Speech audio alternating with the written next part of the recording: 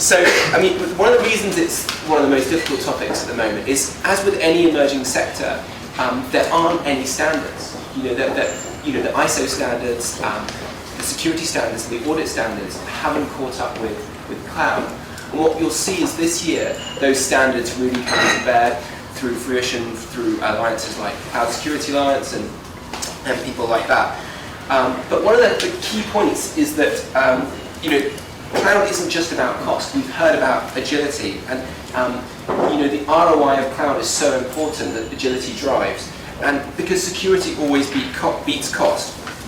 So how do you enable that agility while ensuring security through auditing your supplier?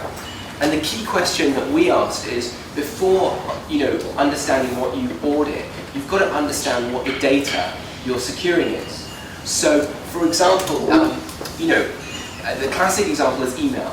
Email is like a postcard. It's sent over the internet, unencrypted, and it's totally viewable to anybody who views it. So, what type of security do you need to and audit, therefore, do you need to do on the supplier that's securing your email, which you send unencrypted? That's totally different to, say, a system where you're going to send banking details or something you need PCI DSS compliance for. So really define your audit by the type of data you're securing. So that's point number one. Point number two, we talked about security as an enabler rather than an inhibitor. I mean, there's this phrase that's being bandied about that the perimeter is gone. And if you listen to the Google presentation, and talks about bring your own devices, the perimeter has totally gone.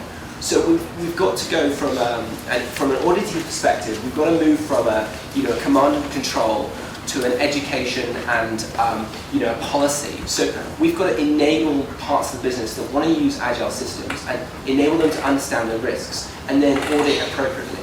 So really understanding and supporting what the business wants.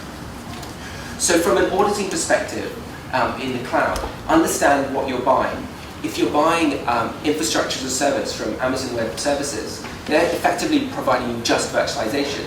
They don't actually provide you any security beyond the hypervisor layer. That's all they secure. So if your developers are going out and procuring Amazon Web Services instances, how are you securing those instances? Because they're effectively just operating systems that you need to secure. So really understand what part of the stack you're responsible for in your audit.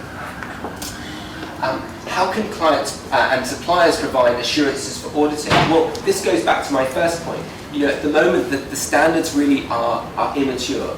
SAS 70 statements are just statements of intent, basically, and it depends on the controls that they put under. So anybody who's been through one of those audits really understands what that means. But if people have made the effort, that's the first step, and I think we'll see a big difference this year. So, what's your exit strategy? When I talk about cloud and how you go into cloud, one of the things that people don't always consider is the lifetime of the contract. I talk about birth, marriage, and divorce. And the divorce piece is just as important. How do you actually get out of that, that arrangement? And lastly, I mentioned it at the top of our questionnaire. Where does your data actually live? What jurisdiction does it live in? Because we had some examples on our table where the data actually moved from being hosted in country to being hosted out of country. And that could have serious ramifications on your business. So, was there anything else that we wanted to talk about? I think I'd like to bring one more thing up, which the BBC has got. Are you happy for me to mention it? No pressure. So the BBC has got a really interesting approach to cloud security, which is, I wrote it down on my notes. The way they judge whether they can have cloud security, cloud services, is they use a metric, which is business continuity and sensitivity. So what's the risk of it going down, and what's the risk of losing it?